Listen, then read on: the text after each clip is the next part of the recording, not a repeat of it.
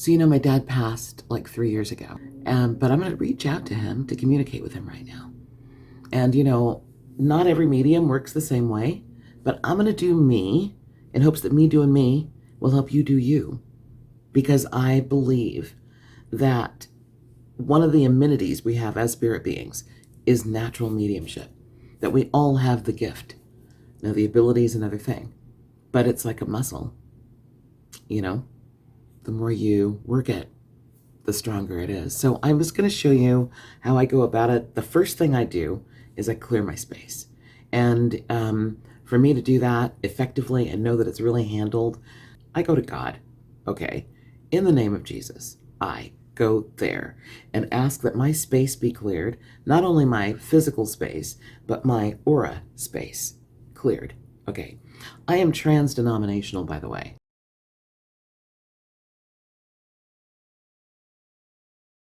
I am. So, but yeah, what I do in the beginning, I started already before videoing.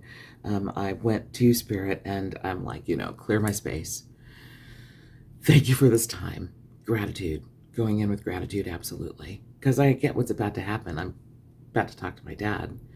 And Dad's about to talk to me. But yeah, to clear the space of any darkness, of any negativity, any hesitation, any fear, anything that could get in the way. And then also to make sure that I'm, counting on God to usher in the spirits that need to be here, whatever spirit guides that God feels I need, to assist in this. And then also making it a safe place for them, for my dad, for me. And then boom, I say thank you, and let's do this. So that's been done, and I'm kind of like just reiterating it now. And then now it's really just about going within and to shut stuff out, shutting everything down. And this is really where the exercise of meditation helps you, because for me, it's just like that. I'm closing it off now. I could be in a busy, crowded place and I can go there. Meditation will bring you that. So know that the exercise of doing that on a regular is a good muscle to work. All right, but anyway, let me just do that.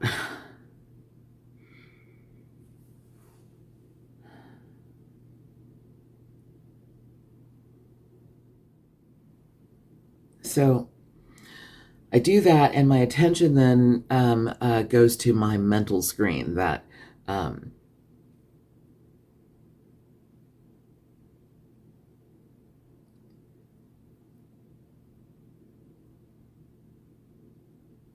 it's here.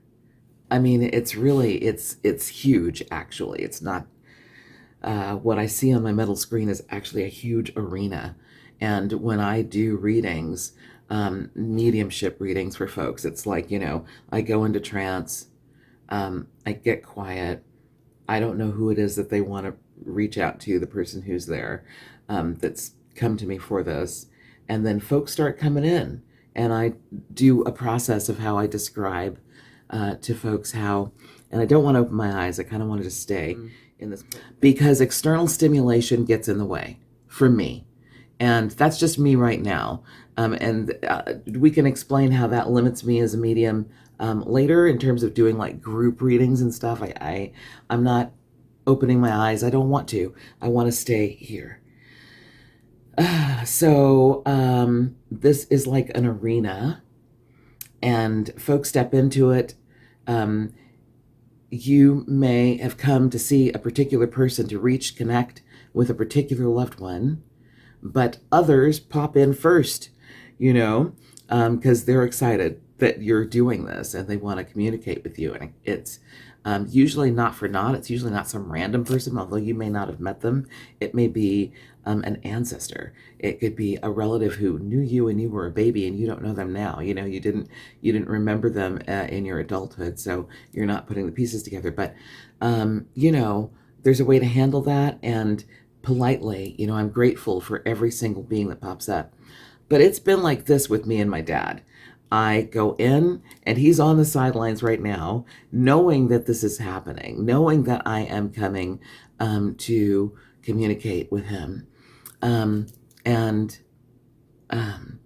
actually being very excited to participate in this with me. Okay, so I just got, I have learned there's a wave of emotion that can happen when I'm doing a reading for someone else. I get this wave, and that lets me know that one, it's either a spirit guide of theirs, or it is an ancestor, a relative, somebody who held a lot of emotional connection with them, and they may not have known them in this particular incarnation, could be another, but this person is worth hearing out. And it usually ends up being a profound thing, even if it's not exactly the person. But this is my dad, and that's where I got that.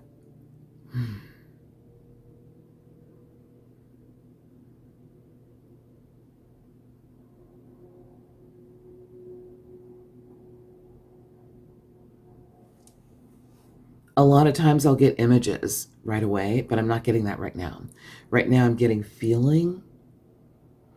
So this is about how does your mediumship, what is your strongest avenue form of mediumship?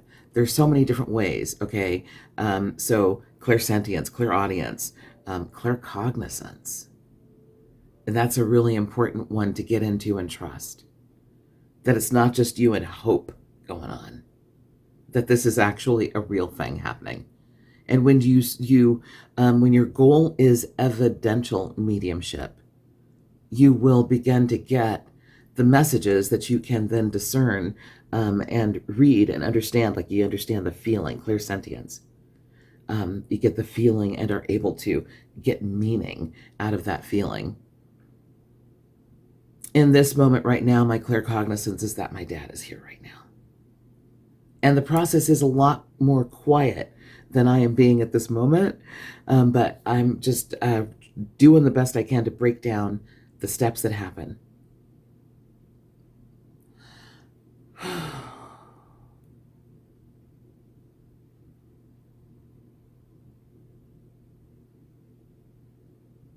Me too, I think so. I love it too. Thank you. Dad is giving me a high five basically on the work that myself and JJ, the handyman, did in the backyard today, like starting to really landscape it. He's very anxious to see what I do with it.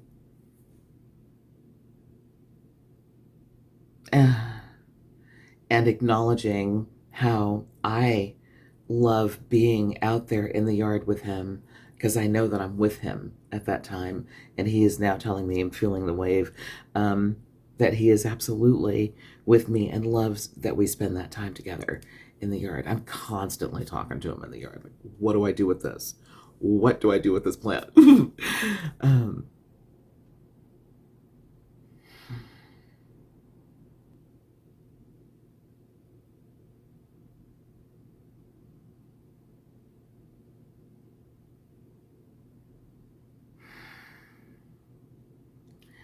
So it's really not like, big booming voice.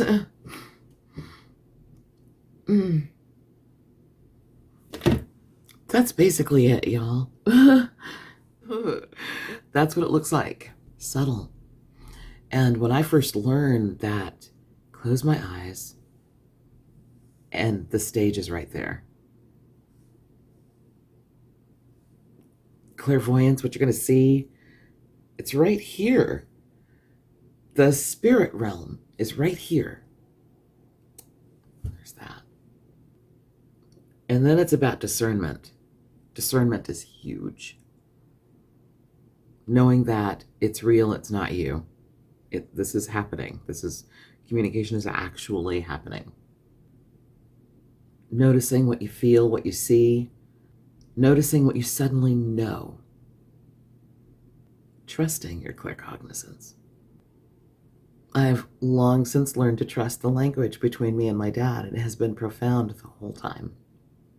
I'm so grateful, so grateful. It's part of how I'm able to go on because he's still with me and interacting with me.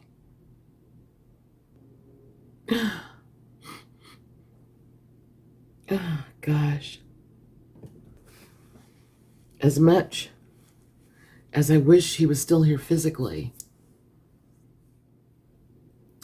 our relationship still is. It is still so much love. It still goes on, and we are still intertwined with each other. And I think that's why I'm teaching this.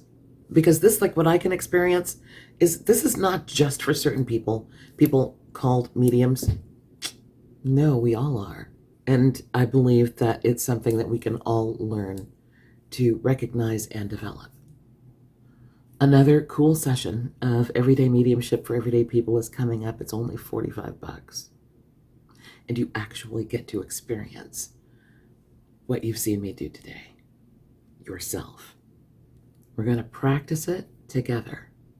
And I want to help you start to recognize what it feels like to have that communication with your loved ones.